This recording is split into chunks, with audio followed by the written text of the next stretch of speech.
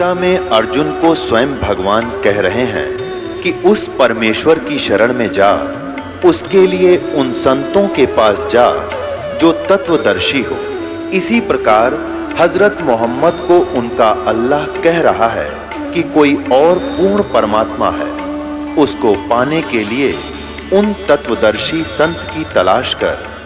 वो प्रभु कौन है, ये जानने के लिए कृपया अवश्य सुनिए जगत गुरु तत्वदर्शी संत रामपाल जी महाराज के अमृत वचन। कितना सुंदर कुआं हो, कूप हो और कितनी उसके ऊपर चित्रकारी कर रखी हो, उसमें जल नहीं है तो वो नाम भले कुआं है पर गुण कुएं के नहीं है। ठीक इसी प्रकार जो साधना भक्ति नहीं करते प्राणी मनुष्य जीवन पा करके, उनका नाम मनुष्य अवश्य है पर गुण मनुष्य के नहीं हो सकते। फिर दूसरी बात यह है कि जो साधना करते हैं एक पूर्ण परमात्मा की भक्ति इष्ट रूप में ना करके किसी अन्य देव को इष्ट बनाकर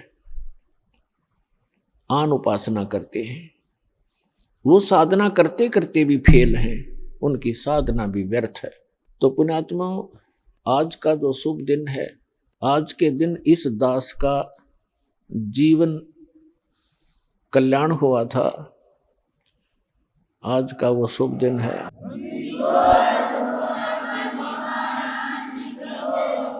आज का वो शुभ दिन है, इस दास के जीव का उद्धार हुआ था और इस दास को उपदेश प्राप्त हुआ था।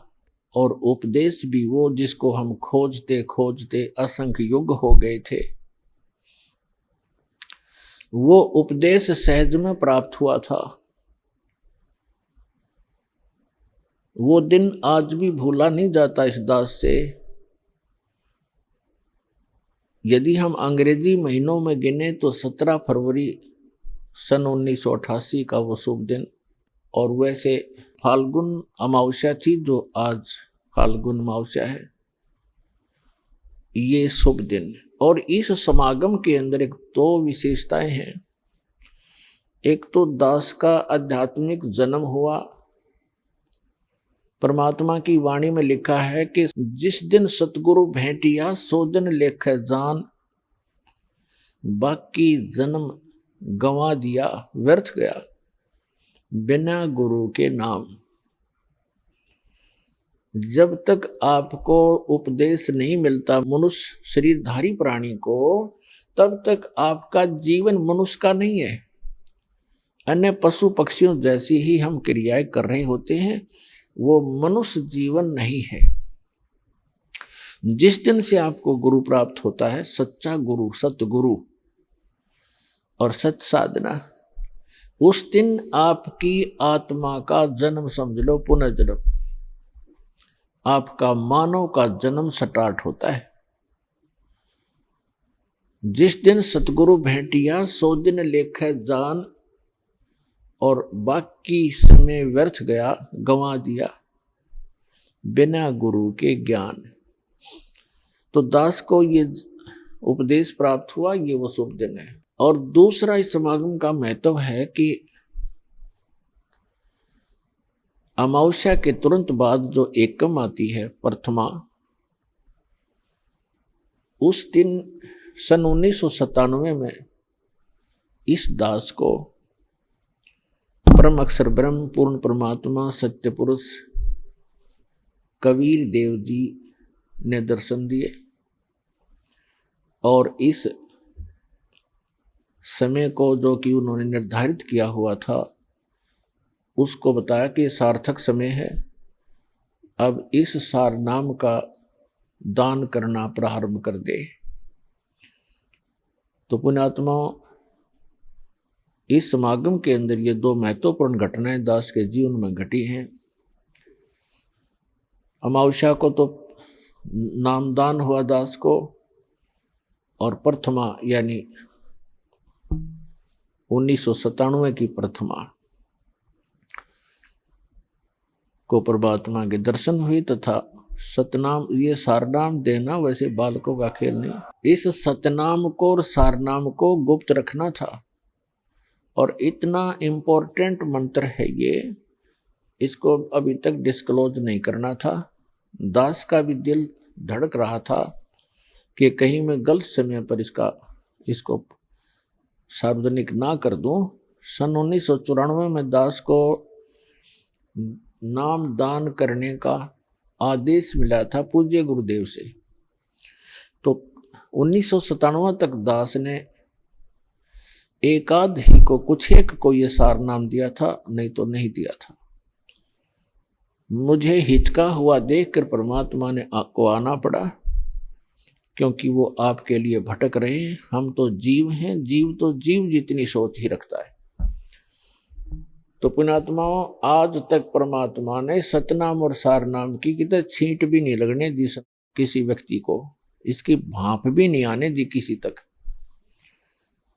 आदरणीय नानक साहिब जी को सतनाम प्राप्त हुआ था, लेकिन उनको सख्त हिदायत दे दी थी कि अभी डिस्क्लोज मत करना, नहीं तो मेरा सारा मिशन खराब हो जाएगा, परमात्मा कबीर जी ने कहा था।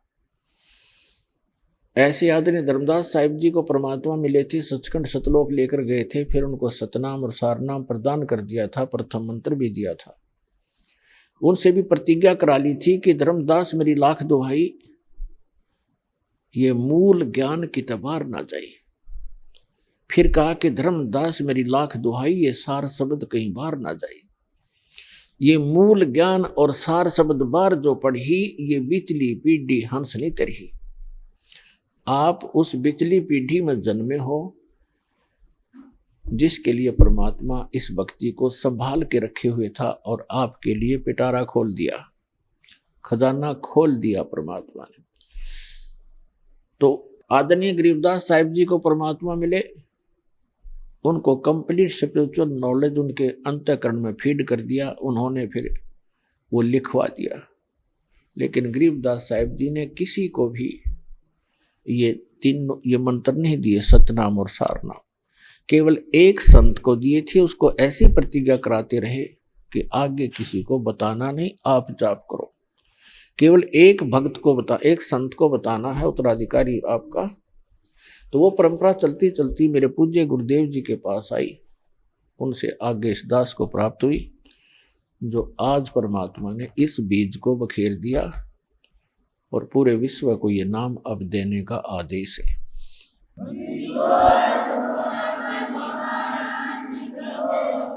तो पुण्यात्मा, भक्ति करने के लिए हमें सबसे पहले परमात्मा पाने के लिए, आत्म कल्याण कराने के लिए सबसे प्रथम हमारा गुरु होना चाहिए। परमात्मा कहते हैं, गुरु बिन माला फेरते, गुरु बिन देते दान, गुरु बिन दोनों निष्फल हैं, चाहे पूछो वेद पुराण। पूर्ण संत के बिना, सतगुरु के बिना यदि आप जी नाम जाप भी करते हैं और कोई दान धर्म भी करते हैं, वो आपका व्यर्थ है। फिर उदाहरण देते हैं कि राम कृष्ण से कौन बड़ो, उन्हों भी गुरु कीन, और तीन लोग के वे धनी, गुरु आगे अधीन। परमात्मा हमें याद दिलाते हैं कि गुरु के बिना यदि कोई साधना करता है वो व्यर्थ है, दान धर्म करता है वो भी व्यर्थ है। फिर उदाहरण देते हैं कि कोई अपने आप में ये समझे कि गुरु की शरण में जाना आवश्यक नहीं है, तो आप जी यानी विशेषकर सनातनी लोग, हिंदू धर्म के व्यक्ति श्री राम और श्री कृष्ण जी को सुप्रीम पावर मानते थे। तो परमात्मा ने उन्हीं का उदाहरण देकर बताया है कि राम कृष्ण से कौन बड़ो, उन्हों भी गुरु कीन, और तीन लोग के वे धनी, गुरु आगे अधीन। श्री राम और श्री कृष्ण जी ने भी गुरु धारण किए, तो आप अपनी सतीथि से परिचित हो जाना कि आपका कैसे गुजारा होगा, आपका निर्वाह कैसे होगा बगैर भक्ति, बिना गुरु बनाए और भक्ति किए। उन्होंने भक्ति की, उन्होंने गुरु भी बनाए जिनको तुम भगवान मानते हो, आप जी जिनको भगवान मान रहे हो। तो पुण्यात्मा, बुद्धिमान को संकेत पर्याप्त होता है। परमेश्वर कबीर जी ने कहा था कि तीन लोक सब राम जपत है, जान मुक्ति को धाम। और वशिष्ठ मुनि ने श्री राम को दिया ओम नाम। क्या बताते हैं कि आप जी तो श्री रामचंद्र जी पुत्र दशरथ जी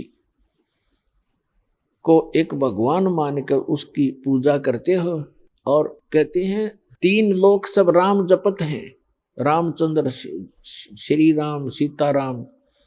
और जान मुक्ति को धाम श्री राम वशिष्ठ गुरु कियो और उनको भी दीनो ओम नाम। रामचंद्र जी तो ओम नाम जप पर तुम राम राम जपो, देख दो अगली बात तुम्हारी। कबीर साहब कहते हैं देखो देखो भाई अकल का टोटा। ये अकल का टोटा न्यों बताया, बगैर ज्ञान के इंसान ऐसे भ्रमित है। फिर बताते हैं अपनी महिमा आप ही सुनाते हैं, दूसरा कोई है नहीं जिसके ऊपर परमात्मा उस एग्जाम्पल कोड करें।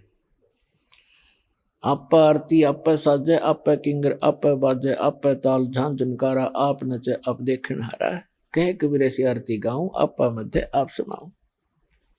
तो क्या बताते हैं कबीर साहब, कहते हैं कि सदगुरु के उपदेश का लाया एक विचार,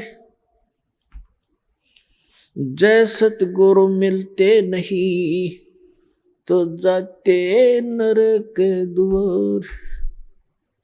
नरक द्वार में दूत सब करते खेचातान, उनसे कभू न छूटता फिर फिरता चारों खान। 4 खानी में भरमता कभू न लगता पार, सो फेरा सब मिट गया मेरे सतगुरु के उपकार। 7 समुद्र की मसी करूं लेखनी करूं बन राय, धरती का कागज करूं गुरु गुण लिख्यो न जाए।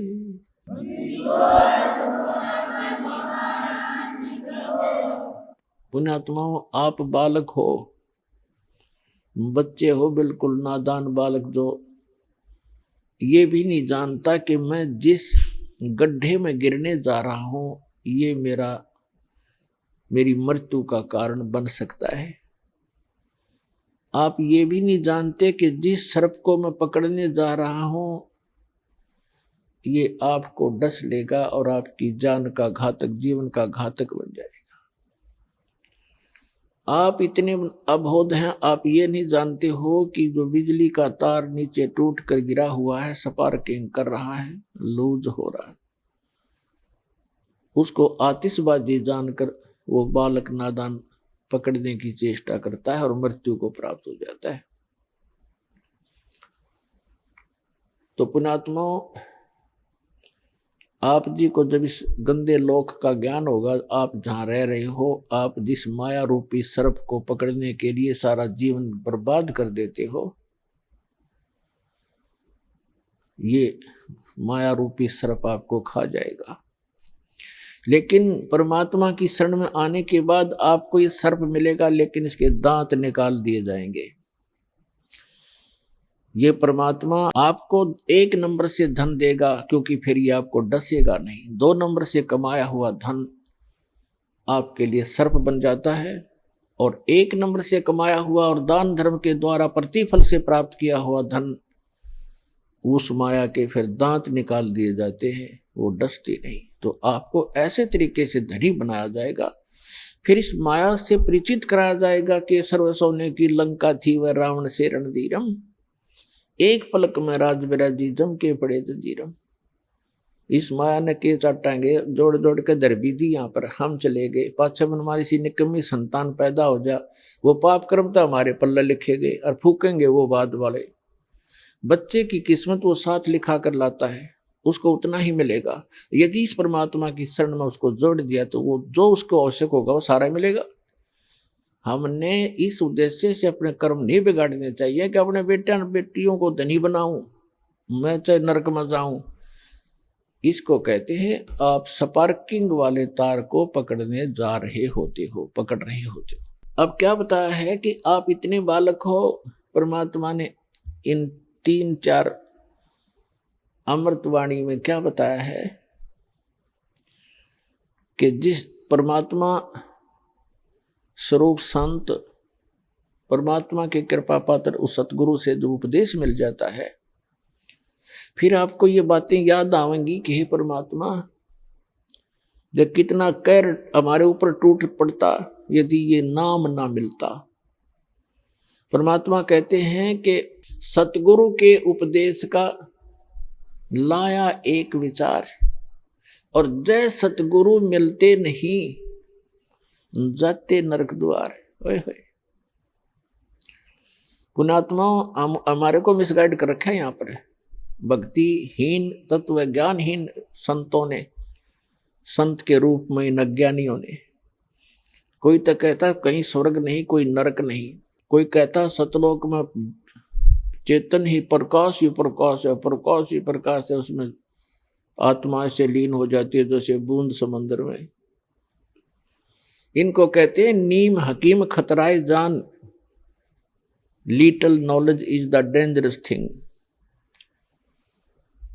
अब क्या बताया परमात्मा ने कि यहां सब जो बोले गए शब्द हैं, शब्द स्वर्ग भी है, शब्द नरक भी है, शब्द संसारिक दुख सुख अलग हैं। तो ये अज्ञानी लोग कहते हैं कि यही स्वर्ग है, यही नरक है। जो यहाँ दुखी है वो नरक भोग रहा है, सुखी है वो स्वर्ग भोग रहा है। नहीं, ये तो बालकों के मन गढ़ंत चुटकले होते हैं, कहानियां होती हैं। सदग्रंथों को आधार मानकर हमने अब पुनः अपना भक्ति मार्ग को सेट करना है, अपने भक्ति साधना को प्रफुल्लित करना है। तो क्या बताते हैं कि सतगुरु के उपदेश का लाया एक विचार, यदि सतगुरु मिलते नहीं जाते नरक द्वार। नरक द्वार में दूत सब करते खेचा ताण, उनसे कबू ना छूटता फिरता चारों खान। जैसे नरक में जब डाला जाता है इन प्राणियों को, उस समय उसके भयंकर दुख को देखकर, उसकी षड्हांत को देखकर वो वापस भागते हैं, क्योंकि लाखों की संख्या में ठोके जाते हैं उसमें, और वो वापस भागते हैं। पीछे यम के दूत बड़े बड़े भाले, छुर्रे, तलवार, मुगदर, ये गदा लिए खड़े होते। जो वापस भागता उसके सिर में मारते। सूक्ष्म शरीर में प्राणी मरता नहीं, पर दर्द दूना होता है। उनको ऐसे ठोका जाता जैसे पशु को फाटक में रोका करते हैं, लठ मार मार के, और फिर उसमें पटक देते हैं। तो वहां परमात्मा बताते हैं कि नरक द्वार में दूत सब वहां करते खेचा ताण, उनसे कदे नहीं छूटता, और फिर फिरता चारों खान। फिर उससे निकल कर स्वर्ग नरक का जो समय भोग कर फिर बाहर आता, तो 84 लाख प्रकार के मनुष्य इन प्राणियों के शरीरों में, कुत्ते, गधे, सूअर, गंदी नाली के कीड़े, पशु पक्षी, जलचर, ये कष्ट और भोगने पड़ते हैं। और इस परमात्मा के सच्चे नाम से, सतगुरु की शरण में आने से ये सारे दुख बाईपास निकल गया आपके। अब विचार करके देखना पुण्यात्मा, अभी तो आपने पता नहीं इस अध्यात्म ज्ञान का, आपने लोक वेद सुना है, दंत कथाएं सुनी है, फिर मानव शरीर में जिसको जरा सा थोड़ा सा सुख है उसने भगवान की हो सकता ही नहीं। और जब कैर टूट जाते हैं फिर भगवान की खोज शुरू होती है, तो ये नकली संतान की कमी नहीं, इनको ब्रान माटी कर देता है, करवा देता है ये काल। लुटपेट कर आखिर में ये नास्तिक हो जाते हैं या मृत्यु को प्राप्त हो जाते हैं। दो ऑप्शन छोड़ता है। अब आपको परमात्मा मिले हैं, आपके अपने पिता मिले हैं। माता पिता कभी अपने बच्चे को दुख नहीं देगा, चाहे आप कितना दुखी हो ले। तो आपको वो परमात्मा अब मिले हैं, वो पिता मिले हैं आपके। आप इसकी मर्यादा में रहना और इस जहाज से उतर मत जाना, फिर आप देखना आपको कैसे सुख देगा। क्या बताते हैं कि मानत ना मन मोरा साधो, मानत ना मन मोरा रे, बार बार मैं ये समझाऊं जग में जीवन थोड़ा रे। फिर क्या बताते हैं, कहते हैं शरण पड़े को गुरु संभाले, शरण पड़े को गुरु संभाले, जान के बालक भोला रे। कह कबीर तुम चरण चित राखो, ज्यों सुई में डोरा रे। अब देखो परमात्मा कहते हैं कि आपको भगवान, यानी इस दास का तो, एक दास को तो निमित्त बना रखा है, सारा का सारा कार्य वो कबीर भगवान कर रहे हैं, आपका पिताजी। उसको कैसा करेगा, उसके लिए उन्होंने बताया है कि जैसे ये दास एक उस परमात्मा का चलता फिरता एक पावर हाउस है, लेकिन मेन पावर हाउस तो वो खुद है मालिक, वो थर्मल प्लांट है जहां से बिजली बनती भी है और आपको हमें प्राप्त भी हो रही है। इससे आपको आगे कनेक्शन मिल गए। जैसे आप कोई मोबाइल कनेक्शन ले लेते हो, कोई तार नहीं, कोई कनेक्शन जोड़ा दिखता नहीं और सारा काम कर रहा है, और जिस दिन आप उसका बिल नहीं भरोगे तो कनेक्शन ऑटोमेटिक वहीं से कट जाएगा, आपको बताने की जरूरत नहीं पड़ेगी। तो इस प्रकार ये दास एक चलता फिरता परमात्मा की पावर का एक छोटा वो समझ लो पावर हाउस, और इससे जिसको कनेक्शन मिलेगा उसके घर में वो पावर आएगी, उस परम पिता की थ्री फेस की। और इसकी जो मर्यादा में रहना और इसका टैक्स आप भरते रहना, यानी आपकी मजदूरी करते रहना, दान धर्म करते रहना, या नाम की मजदूरी, राम नाम की कमाई करते रहना, तो आपका कनेक्शन ठीक रहेगा, तो पावर आपके घर पे आपका काम करती रहेगी। और जो पावर से काम होता वो मैनुअली नहीं हो सकता। जैसे पशुओं का चारा काटा करते हाथ से, ऐसे मशीन थी, अब भी है गांव में गरीबों के पास, तो वो हाथ वाला काम तो मैनुअल जितना ही होता है। जब उसमें लगा दी मोटर और पावर का कनेक्शन मिल गया, कट कट कट कट 1 घंटे में ढेर लगा देती है। आटा पीसा करते हाथ से, वो मैनुअल 2 घंटा में जाकर 2 किलो पिसा करता, अरे 2 घंटा में ठोक दे, पीट दे 10 क्विंटल आटे को, और हाथ नहीं लगाना, कोई प्रयत्न नहीं, मेहनत नहीं। तो परमात्मा की पावर से जो आपके संसारी कार्य होंगे ऐसे अनोखे से होंगे। आपको अभी तक पावर का कनेक्शन नहीं मिला था, उन नकली पावर हाउसों से तुम कनेक्शन लिए बैठे थे, जो कीकर के लटका तार बांध रहे थे अपने, और कहे थे पावर हाउस जितने भी संत और महंत और ये आचार्य और शंकराचार्य। तो सौभाग्य आपका कि आपको उस पावर का कनेक्शन मिल गया। फिर इस पावर के काम देखियो आप, ठीक है, ये अदृश्य कार्य होते हैं। इस यहाँ की भौतिक पावर का हमने अलग से दिखाई देता, पर ये भी कुछ दिन में आपने न्यारा दिखाई देगा। आप कल्पना भी नहीं कर सकोगे, ऐसे सुख देगा आपको।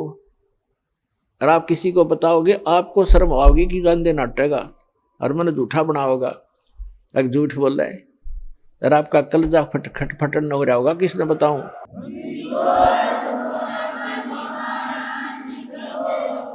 तो प्रसंग चल रहा है कि सतगुरु के उपदेश का लाया एक विचार, जय सतगुरु मिलते नहीं हम जाते नरक द्वार।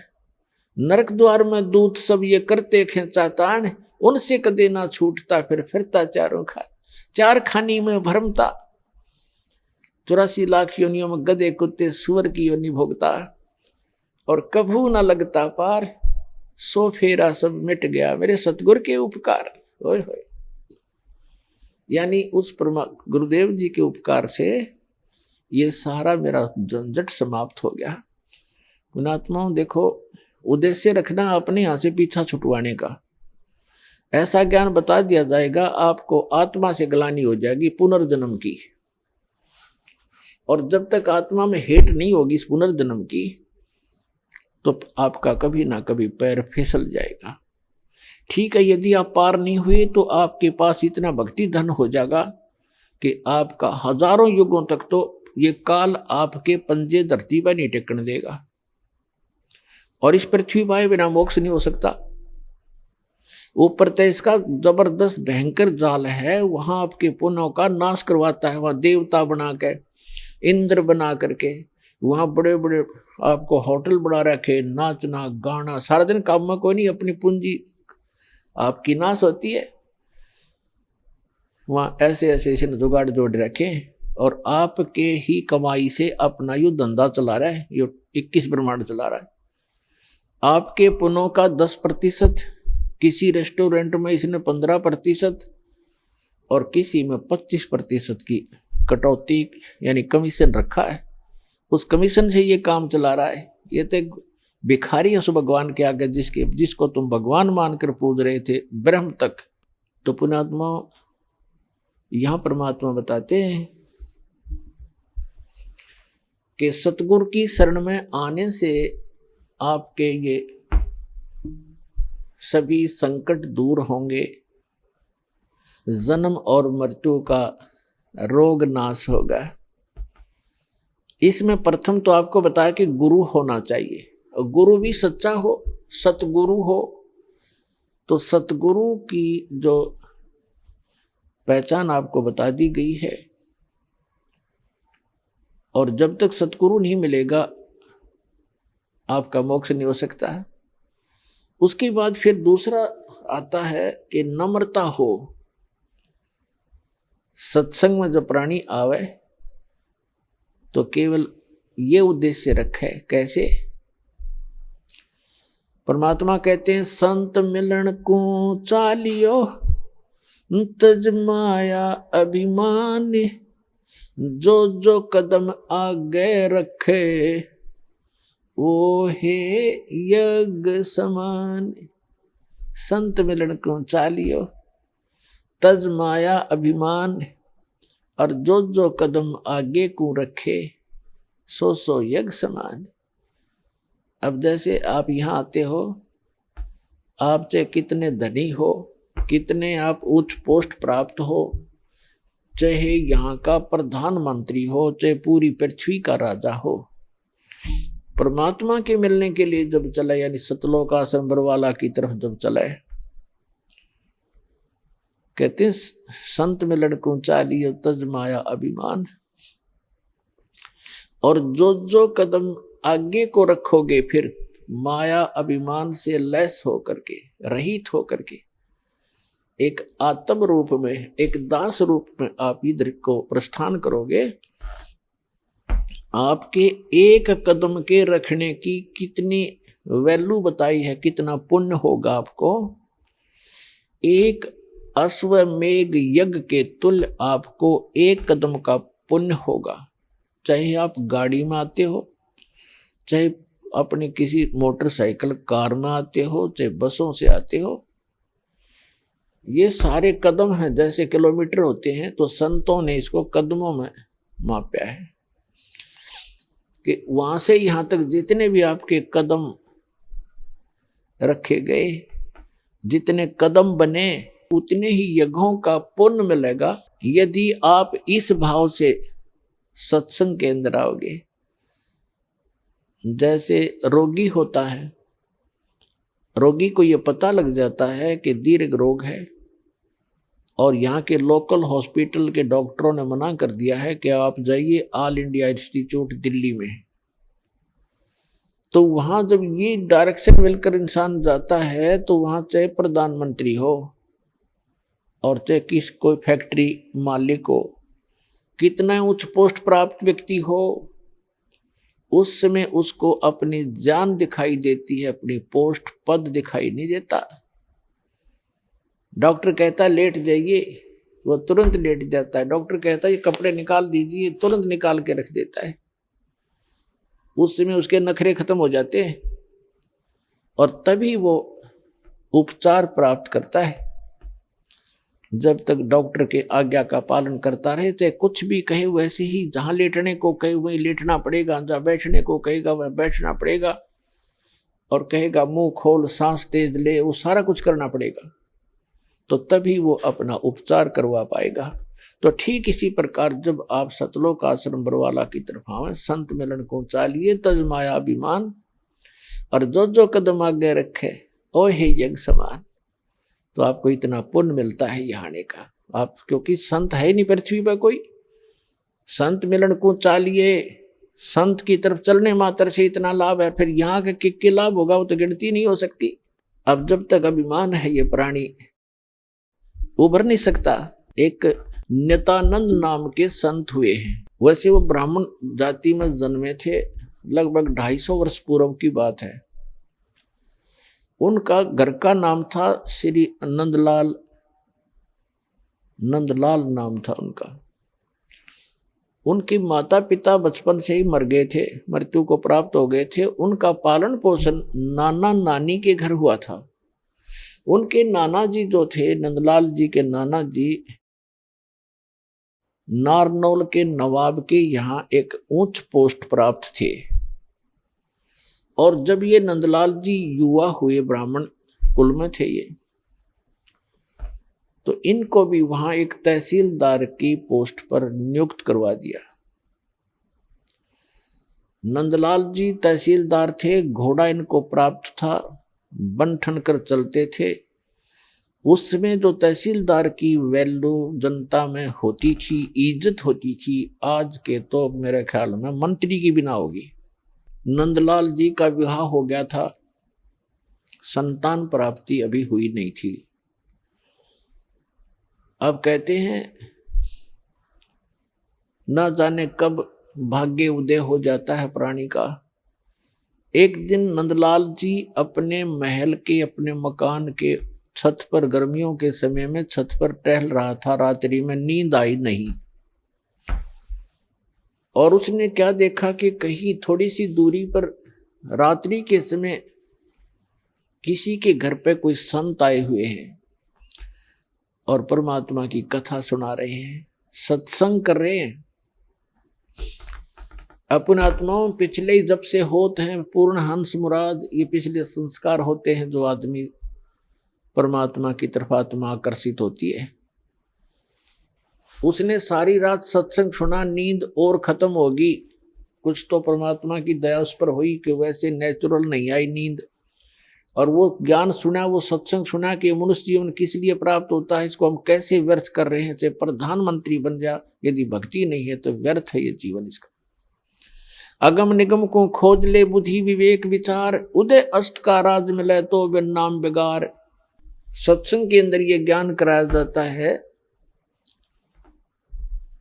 कि जैसे कोई भी राजा बना है तो अपने पुण्य कर्मों से बना है, और भक्ति नहीं करता वो प्राणी अपने पुण्यों को, जो पूर्व जन्म के संग्रहित पुण्य हैं, उसके भाग्य में डिपॉजिट करके भेज रखा भगवान ने। उनको नाश ही कर रहा है, उनको खर्च रहा है। वो अब भविष्य की कमाई नहीं कर रहा है, भविष्य के लिए कुछ आगे का डिपॉजिट नहीं कर पा रहा है, केवल खर्च ही कर रहा है। परमात्मा क्या बताते हैं, अगम निगम को खोज ले बुद्धि विवेक विचार, उदय अस्त का राज मिले तो बिन नाम बेगार। पुराने समय की बात है, अब बातें याद आती है वो पिछली कथाएं। एक 3 व्हीलर वाला था, बड़ा 3 व्हीलर जो पहले पेट्रोल के चले थे। उस 3 व्हीलर हमारे गांव से, और लाखन माजरा एक गांव है, वहां तक 3 व्हीलर चला करते थे 2। उनमें से एक नहीं आया। एक दिन दूसरे ने पूछा कि कल क्या कारण हुआ, पहुंचे नहीं। तो उस 3 व्हीलर वाले ने बताया कि कल मैं बेगार में फंस गया था। बेगार क्या होती थी कि पहले पुलिस वालों के पास ये मोटर गाड़ियां नहीं होती थी। वो किसी भी जीप वाले को या किसी टेम्पू वाले को, उस 3 व्हीलर वाले को या 4 व्हीलर वाले को सुबह कैच कर लेते थे, सामने खड़ा कर लेते थे थाने का आगे। कहीं रेड मारनी हो, किसी प्रकार की कोई भी उन्होंने कहीं जाना होता था अक्षेत्र में, तो वो उन्होंने पकड़ लिया पुलिस वालों ने, और सारा दिन उसको टिकने नहीं दिया। को 20 गांवों के अंदर उन्हें पहुंचे, इधर उधर गए। तेल भी उसने अपनी जेब से डलवाया, और सारा दिन मनमाने 200 से 300 किलोमीटर का क्षेत्र तय कर दिया। आम आदमी तेनों दिखा दानो बड़ा स्पीड से चल रहा है, बड़ी कमाई कर रहा होगा, और कर रहा था अपने ही पल्ले से खर्च कर रहा था, तेल का भी कमाई तो थी नहीं उस दिन। तो उसको बिगाड़ बताते हैं।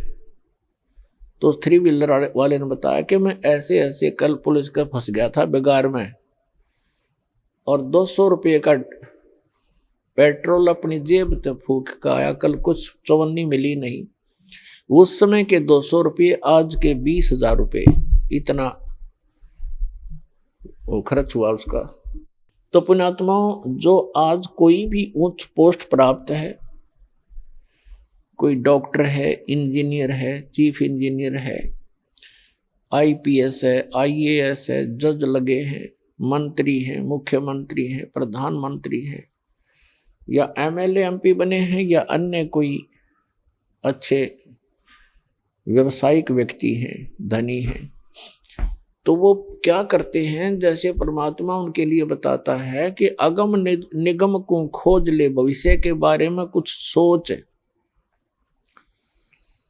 और बुद्धि विवेक विचार, उदय अस्त का राज मिले तो वे नाम बिगाड़े, पूरी पृथ्वी का यदि राजा हो, और तो छोड़ो सारे छोटे मोटे शासकों को, कहते हैं पूरी पृथ्वी का राजा हो और उसके पास ये सत्य भक्ति ना हो, अब उसकी चहल पहल न देखे, तो आदमी ने सोचा इस जैसा सुखी नहीं रही तो बड़ा ठाठ कर रहा है, और ठाठ तो कर रहा है लेकिन अपने जीवन को 12 बाट कर रहा है। पिछले जन्म के पुण्यों को अपने ही पल्ले से खर्च कर रहा हो राजा और चक्रवर्ती राजा बनकर, और भविष्य की कमाई उसकी बन नहीं रही, क्योंकि वो बेगार कर रहा है। बेगार तो बेगार वाले की इनकम नहीं होती पर स्पीड पूरी होती है।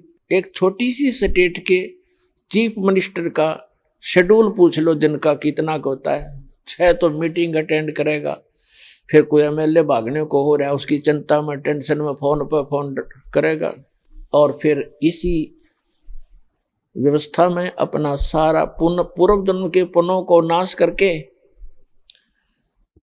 और हाथ झाड़ के चला जाता है। परमात्मा बताते हैं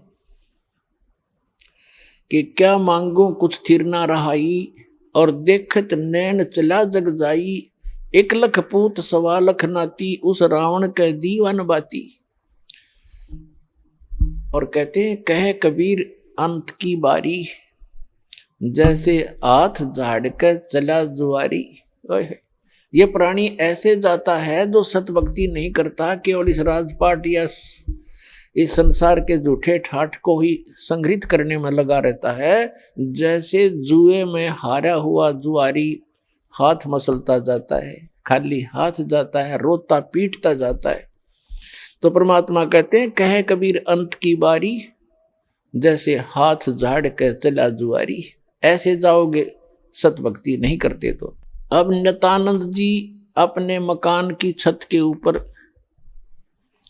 ये सब ज्ञान सुनकर विचलित हो गया, इतना प्रभावित हो गया, तड़फ उठी आत्मा कि क्या कर रहा हूं मैं, और करना क्या चाहिए था। कुछ ब्राह्मण घर में जन्म, ब्राह्मण लोग परमात्मा को अवश्य याद करते थे, चाहे गीता के माध्यम से, चाहे श्री कृष्ण जी के रूप में, लेकिन पोस्ट प्राप्त होने के बाद इस जीव में अभिमान हो जाता है। आज से लगभग 250 वर्ष पहले ब्राह्मणों की एक बहुत विशेष रेस्पेक्ट होती थी समाज के अंदर, और ये सर्वोच्च कास्ट मानी जाती थी। इस कारण से भी अभिमान एक ब्राह्मण के घर जन्मे व्यक्ति में स्वाभाविक हो जाता था कि मैं ब्राह्मण घर में जन्मा हूं, ब्राह्मण कुल में जन्म है। दूसरे फिर वो तहसीलदार की पोस्ट। अब ये 2 जबरदस्त बाधा उसके साथ अड़गी। एक तो ये कि हम तो जगत के गुरु ब्राह्मण, और एक सिंपल संत कहीं बैठकर कोई ज्ञान सुना रहा है और बता रहा है कि गुरु बिन माला फेरते, गुरु बिन देते दान, गुरु बिन दोनों निष्फल हैं, चाहे पूछो वेद पुराण। रामकृष्ण से कौन बड़ो उन्हों भी गुरु कीन, 3 लोक के वेधनी गुरु आज्ञा थी। उधर से ये बातें कचोट रही उसको कि गुरु के बिना बात नहीं बने।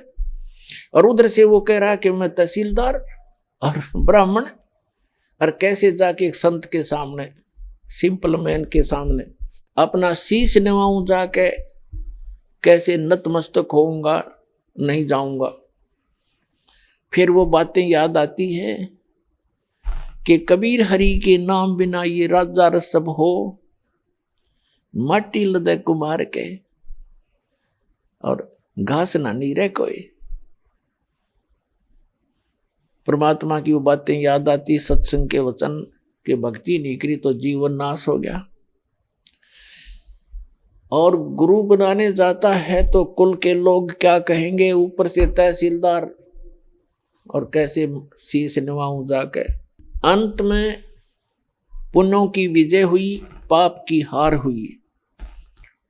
उसके पुण्यों ने प्रभाव डाला, उसको सद्बुद्धि आई कि यहां किसी के घर में संत आएगा तो नाम नहीं लूंगा। उस संत के बारे में जानकारी प्राप्त की कि ये कौन सत्संग कर रहा था, क्या हो रहा था रात्रि में, ये संत कौन है, कहां से आता है। उसका पता चला कि यहीं से 2 किलोमीटर की दूरी पर, नारनौल से 2 किलोमीटर की दूरी पर बाहर बनी में जंगल में इनका आश्रम है। तो नित्यानंद जी ने सोचा कि सुबह सुबह चला जाऊंगा वक्त से, उस समय तक गांव के नगर के लोग कोई नहीं पहुंचे होंगे और किसी को पता नहीं लगेगा कि तहसीलदार और ब्राह्मण किसी का चेला बन गया, और वक्त से जाके नाम ले आऊंगा, फिर अपना वजन कर लिया करूंगा। तो इस उद्देश्य से वो वक्त से उठा अगले दिन, नेक्स्ट डे, और घोड़े पर सवार हुआ, मुंह अंधेरे वक्त से पहुंच गया, जा रहा था आश्रम की तरफ।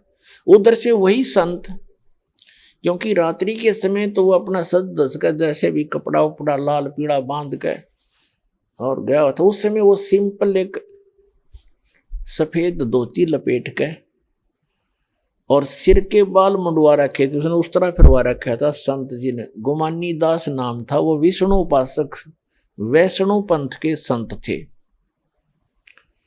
और उस समय ये सोन को सोन गणे मान्या करते ब्राह्मण लोग खास कर। अब वो ये सोचकर चला था कि आज मैं अपने जीवन, मेरा जीवन सफल करने जा रहा हूं, जैसा कि उसने सत्संग में सारे पहलुओं पर ज्ञान सुना था। आज मैं एक अनमोल काम करने जा रहा हूं अपने जीवन का। और सामने से क्या देखा कि एक कचकोला कति कोरा उस तरह फिरवाया आदमी आवे। तो उसने अपने मन में जोड़ जुगाड़ किया कि देख ये कैसा मनुष्य व्यक्ति सुबह सुबह टकराया मुझे, मूंड मंडवा रखा इसका। क्योंकि मूंड तकरीबन ऐसे मंडवाते थे जिसका कोई मृत्यु हो जाती, उसको अपशकुन माना करते। तो फिर उसने सोचा भी वापस तो मुड़ूंगा नहीं, बार बार दाव लगे नहीं। तो उसने अपने ही सोच से क्या सोचा कि चल इस सोन के अपना कुछ जंतर मंत्र सोचा उसने क्या सोचा। घोड़े के निकट जब वो व्यक्ति आया, शीश मुंडवा रखा था जिसने, मूंड मुंडा रखे थे, बाल कटवा रखे थे, उस तरह फिरवा रखा था।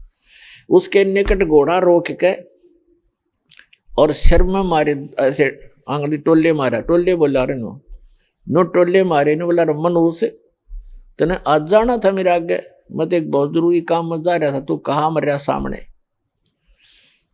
अब वो संत उसके मुंह की तरफ देखा कि दिखे था सज्जन आदमी, और यू करे मेरे गिल बकवाद के करा, इसने बता शर्म टोले मारे मेरा। अब क्या बोला भाई, संतों के साथ 1-2 रोज खसनिए आया करें जंगल में।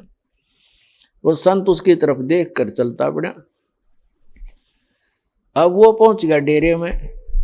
वहां 1-2 चेले रहते थे, उन्होंने देखा भी कोई अच्छा अफसर आ गया। घोड़े पर तो अफसर का ही आना होता है। वो नीचे उतरा, घोड़ा वृक्ष से बांध कर पूछा कि भी महाराज जी कहाँ हैं। संतों उन भक्तों ने कहा जी आ जाओ बैठो। वहां बिछा दिया जैसा भी बिछोना होता है आश्रम के अंदर। अभी आने वाले हैं, घूमने फिरने, स्नान करके घूम फिर के आएंगे। अच्छा, वो बैठ गया। अब संत जी घूमने गए थे, इस साइड से आगे दूसरी साइड से घूम के नहा धो के, और वो आकर बैठे, आसन था सामने, और सामने वो बैठा नित्यानंद कति। अब उनकी हुई आंख 4 दोनों की। संत ने देखा ये तो घोड़े वाला वो ही है भाई जो मेरा टोले मार के गया था सिर में। अब नित्यानंद जी ने देखा ये तो महात्मा था वही जिसको मैंने रास्ते में छेड़ दिया था। अब नित्यानंद जी की शर्मिंदा हो गया, नीचे न गर्दन होगी नो, ऊपर ने नाड़ करी नहीं, क्योंकि पुण्यात्मा थे। शर्मिंदा घना लज जागे और नीचे गर्दन कर ली नो और चरणों में गिर गए। तो संत जी कहने लगे कि भाई देखो बच्चों, यदि कोई एक घड़ा लेने जाता है कुम्हार के घर से, मटका, कुम्हार से घड़ा लेने जाता है मटका, तो उसको ऐसे टोले मार मार देखता है खरा है खोटा। तो भाई तुमने गुरुजी को टोले मार के परख लिया, कोई बुरी बात नहीं बेटा, ये सही बात है कि नहीं बाजता।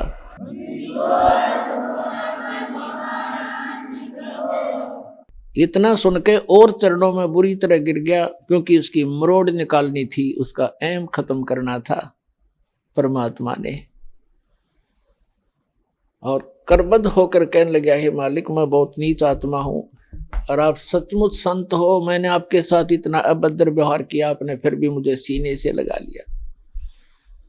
अब नित्यानंद जी के और हृदय में यह बात गहरी उतरेगी कि भी सचमुच संत है, नहीं तो धमका देता, भगा देता और नाम भी देता तो हृदय से ना देता तो मेरे आना भी विफल होता। तो संत ने कोई दुख नहीं माना, कोई बात नहीं बेटा, आपका उद्देश्य गलत नहीं था, मैं समझ गया था। जब तुझे यहाँ देखा तो मुझे आइडिया लगा लिया ये आदमी नेक है। ये कह ये रहा था कि मैं जा रहा हूँ शुभ काम के लिए, तू आगे काम मर गया। तो उससे भी उसने आइडिया लगा लिया कि आदमी खास है और प्यासा है भगवान का। तो नित्यानंद जी ने दीक्षा ले ली और दीक्षा लेकर के फिर उसकी पत्नी ने विरोध शुरू कर दिया। इतना विरोध कर दिया कि उसको ये डर हो जाता है इन बहनों को अज्ञान के कारण कि कहीं ये घर ना छोड़ दे। लेकिन साधु संत जो होते हैं वो घर छोड़ने की नहीं कहते, और जो बुराई छोड़कर भक्ति करने को कहते हैं। लेकिन उसको जैसे भी आसपास की औरतों ने भी पट्टी पढ़ा दी, ये तो बाबा बनेगा, ये तो घर छोड़ देगा, इतनी भक्ति करता है, रोज आश्रम में जाने लग गया। तो उसने उसके गुरुजी को भी अभद्र व्यवहार कर दिया उसकी पत्नी ने। तो उस नित्यानंद जी ने देख लिया एक दिन, तो उसने प्रार्थना करी, परमात्मा या तो ये मार्ग नहीं याद दिलाना था ठीक से, अपने डले ढो रहा था, कर्म फोड़ रहा था, फोड़ लेता। और हे परमात्मा भी अब बाधा बन के खड़ी होगी, या तो इसने सद्बुद्धि दो, ना इसकी माटी संगवा लो परमात्मा, या तो इसको सद्बुद्धि दो कि ये भी मेरा साथ दे, भक्ति करे, अपना कल्याण करवा ले, और नहीं तो दाता इसने वापस ले लो, तेरी आत्मा ने, मुझे जरूरत नहीं संसार की। कुछ दिनों के बाद क्या हुआ, 5-6 महीने के अंदर ही उसकी पत्नी बीमार हुई, मृत्यु को प्राप्त होगी। उसने घर त्याग दिया। और यहाँ हरियाणा के अंदर एक जटेला जोड़ है, 4-5 गांवों की सीमा का ज्वाइंट है, इकट्ठा के वहाँ जंक्शन है, वहाँ एक बड़ा जंगल सा था, उसमें रहने लग गया। अपने आत्माओं उस समय उस नित्यानंद जी को जब ज्ञान हुआ, उसका नाम नित्यानंद रख दिया उस संत ने, नंदलाल से बदल कर, तब वो नित्यानंद नाम से प्रसिद्ध हुए। तो नित्यानंद जी ने फिर क्या कहा है कि ब्राह्मण कुल में जन्म था, मैं करता बहुत मरोड़, और गुरु गुमानी दास ने दिया कोबद गढ़ तोड़। कि मैं ब्राह्मण कुल में जन्म होने के कारण गणाभिमानी आदमी था, और गुरु गुमानी दास ने, उनके गुमानी दास नाम थे गुरु जी का, कि गुरु गुमानी दास ने यो दिया कोबद गढ़ तोड़। ये कोबद का किला था, मान बढ़ाई अहंकार, और जब तक इसका नाश नहीं होगा इतने भगवान मिला नहीं। सिर सौंप्या गुरुदेव को, सफल हुआ ये शीश, नित्यानंद इस शीश पर आप बसे जगदीश। अब क्या बताते हैं, नित्यानंद जी कहते हैं सिर सौंप्या गुरुदेव को और सफल हुआ ये शीश, नित्यानंद इस शीश पर आप बसै जगदीश। अब सिर कैसे सौंपना होता है कि गुरु जी की आज्ञा का पालन करें। आप गुरु पद पर जो होते हैं उनको पता होता है, परमात्मा कहते हैं बहुत प्यारा बालक माँ का।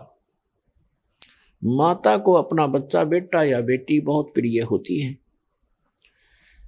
कहावत है कि पिता से 100 गुना प्रिय ममता अपने बालक में माता को होती है, और माता से भी 100 गुना ममता प्रिय गुरु को अपना शिष्य या शिष्या होती है। तो अंदाजा लगा लेना कि गुरु जी आपके कितने हितैषी होते हैं।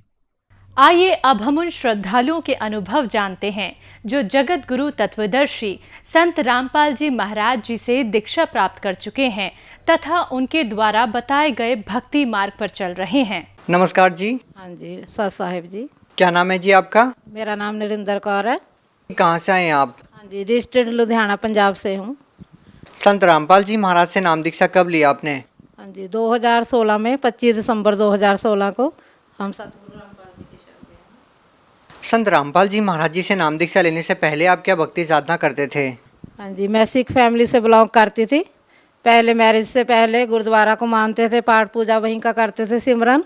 और उसके बाद फिर शादी के बाद 1982 से राधा स्वामी पंथ से जुड़ गए। तो वहाँ से लेकर अभी 2006 तक 24 साल तक राधा स्वामी पंथ से जुड़े रहे।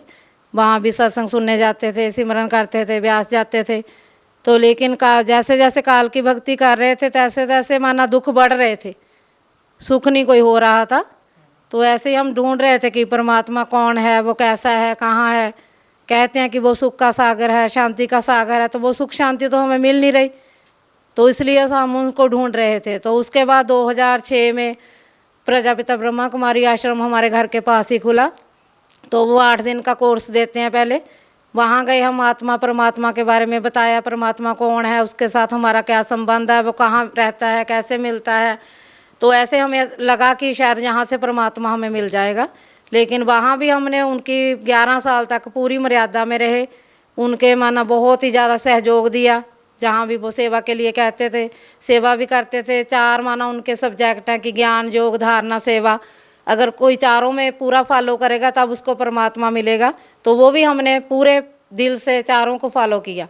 जहाँ तक कि आश्रम में जो महावाक्य परमात्मा के चलते हैं, जिसे वो मुरली कहते हैं, वो भी हम सुनाते थे, क्लास कराते थे। स्टूडेंट क्लास में सुबह शाम आते थे तो वो मुरली भी हम खुद कराते थे।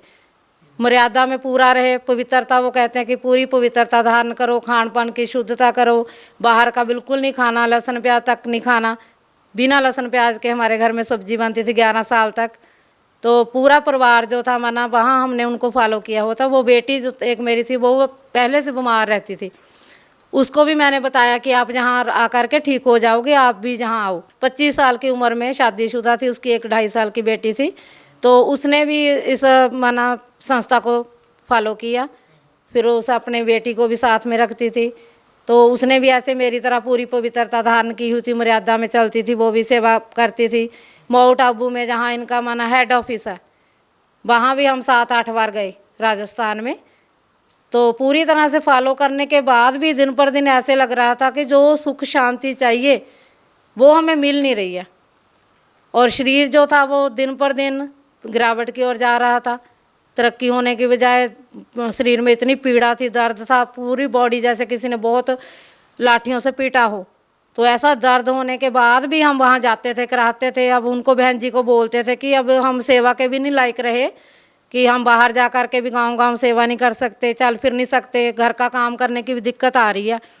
तो अगर परमात्मा है तो वो इतना दुख हमें क्यों दे रहा है। तो वो कहते थे कि वो आपने पता नहीं कौन से बुरे कर्म किए होंगे, पाप कर्म, उसको तो भोगना ही पड़ेगा। तो भले आप अभी आप अच्छे कर्म कर रहे हो, इसका फल तो भी स्वर्ग में मिलेगा आपको। बहन जी, जैसा कि आपने बताया कि आप अन्य गुरुओं के पास भी गए, आप ब्रह्मा कुमारी पंथ में भी एक पद पे रहे हैं, आप वहाँ पर मुरली सुनाते थे लोगों को। ये सब पूजाओं को करते करते भी आपको शारीरिक कष्ट आ रहे थे, आप शारीरिक रूप से बहुत ही कमज़ोर हो गए थे। आप इतना कमज़ोर हो गए थे कि अपने घरेलू काम भी नहीं कर पा रहे थे। तो हम आपसे पूछना चाहते हैं कि उसके बाद आपको इन सब बीमारियों से निजात कैसे मिली? अभी हमारे घर में जो है मेरे हस्बैंड के बड़े भाई हैं, वो 4 साल से इधर ज्ञान में थे, सतगुरु रामपाल जी की शरण में थे।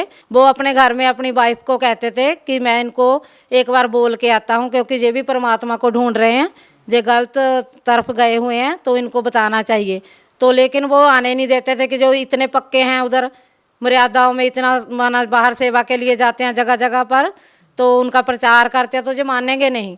तो उन्होंने फिर वो मेरी बेटी को जब देखा, कहते इसको क्या हो गया, जितनी कमज़ोर हो गई है, क्या हो गया इसको। तो जब हमने बताया कि इसको हमें समझ में नहीं है कि इसको क्या बीमारी है, भी बिल्कुल भी जो ठीक नहीं हो रही दिन पर दिन, तो उन्होंने कहा कि आप ज्ञान गंगा पुस्तक दे के जाऊँगा, आप वो पढ़ना, और आप टीवी पे साधना चैनल पे सत्संग आता है सतगुरु रामपाल जी का, आप सत्संग सुनना शुरू करो, उसके बाद आप देखना सत्संग सुनने से ही आपको लाभ होगा। तो वही हमने किया। उन्होंने अक्टूबर में 26 अक्टूबर को 2016 में हमें बताया था कि ज्ञान गंगा पुस्तक दे के गए थे हमें, और सत्संग के लिए बोला था। तो हमने सत्संग सुनना शुरू कर दिया। तो 1 महीने के अंदर अंदर जो बेटी थी उसने मन बना लिया कि मैं इधर सतगुरु रामपाल जी की शरण में आऊँगी और मैंने नाम दीक्षा लेनी है। तो ऐसे उन्होंने माना 3 दिसंबर को ही ले ली, 16 में नाम दीक्षा ले ली। उसके बाद 25 दिसंबर को जहाँ मंडी गोविंदगढ़ में मैं आई सी दीपक दास के पास, जहाँ तो इन्होंने बोला कि आप तो बहुत मैं पहले से मर्यादा में हो, तो अभी आप भी आना चाहते हो तो लो, आप देर क्यों करते हो, तो आपको ज्ञान समझ में आ गया होगा तो सतगुरु रामपाल जी का। तो मैंने कहा कि ज्ञान तो बहुत अच्छा है। तो फिर मैंने वहाँ जहाँ मंडी गोविंदगढ़ से आके सतगुरु रामपाल जी की महाराज की शरण में आ गए, जब हमने देखा कि हमें जहाँ ही सच्चा सुख मिलेगा। बहन जी, संत रामपाल जी महाराज से नाम दीक्षा लेने के बाद आपको क्या लाभ मिले? हाँ जी, जहाँ से उसी दिन से हमें लाभ मिलने शुरू हो गए। मेरे शरीर की जो बीमारियाँ थी उसके लिए मैंने कोई विशेष इलाज नहीं करवाया, कोई भी दवाई वगैरह नहीं ली। क्या क्या बीमारी थी आपको? हाँ जी, मेरे सर्वाइकल था, डिस्क था, गोड्डे चिकनगुनिया हो गया था, उसकी वजह से गोड्डे नहीं चलते थे, जोड़ों का दर्द था, तो बिल्कुल असमर्थ थी मैं काम करने में, बैठे रहती थी, सोचती थी काम कैसे करूं। क्या आपने कोई इलाज भी करवाया था? हाँ जी, इलाज पहले तो बहुत इलाज करवाए, लेकिन गुरुजी से नाम दीक्षा लेने के बाद मैंने कोई भी विशेष इलाज नहीं करवाया, सतभक्ति शुरू कर दी। सतगुरु रामपाल जी महाराज की शरण में आने से बाद मैं बिल्कुल ठीक होगी, 100% बिल्कुल ठीक होगी मैं। और क्या लाभ मिले? हाँ जी, वो बेटी जो मेरी बीमार थी वो भी बिल्कुल ठीक होगी, मैं भी बिल्कुल ठीक हूँ। हस्बैंड ने भी मेरे, वो किसी भी बात को मानते नहीं, वहाँ नहीं मेरे पीछे गए, वो ब्रह्मा कुमारी आश्रम में नहीं गए वो, तो जहाँ उन्होंने भी सतगुरु रामपाल जी महाराज से नाम दीक्षा ले ली। बहन जी, हम एक चीज़ देखते हैं कि जब भी कोई श्रद्धालु संत रामपाल जी महाराज से नाम दीक्षा लेता है तो वो नशा छोड़ देता है। क्या आपके परिवार में भी ऐसा कोई शख्स है जिन्होंने संत रामपाल जी महाराज से नाम दीक्षा लेने के बाद नशा छोड़ दिया? हाँ जी, मेरे हस्बैंड ही करते थे, वो बीड़ी वगैरह पीते थे, तो हम उनसे कहते रहते कि आप संत रामपाल जी महाराज की शरण में आने से आप बीड़ी भी छोड़ सकते हो, तो उन्होंने भी नाम दीक्षा ले ली, अब बीड़ी भी छोड़ दी उन्होंने। बहन जी, आखिरी प्रश्न आपसे पूछना चाहेंगे कि आप भगत समाज को क्या संदेश देना चाहते हैं? हाँ जी, भगत समाज से यही प्रार्थना करते हैं कि हम भी बहुत उस परमात्मा के लिए बहुत घूमे, बहुत ढूंढा उसको। शुरू से ऐसे था कि हम कौन हैं, कहाँ से आए हैं, वो परमात्मा कौन है, वो सच्चा सतगुरु कौन है, तो उसको ढूंढते थे, लेकिन वो कहीं नहीं मिला। हमने पूरे दिल जान से उसको ढूंढा भी, उसकी मर्यादा का भी पालन किया जो भी बताया गया। तो यहाँ आकर के गुरु संत सतगुरु रामपाल जी की महाराज की दया से हम बिल्कुल तंदुरुस्त हैं, बिल्कुल ठीक ठाक हैं। तो हम सबको यही कहना चाहते हैं कि आप परमात्मा सतगुरु रामपाल जी महाराज की शरण में आओ, नाम दीक्षा ले करके अपना कल्याण कराओ। बहुत बहुत धन्यवाद। सत साहिब जी।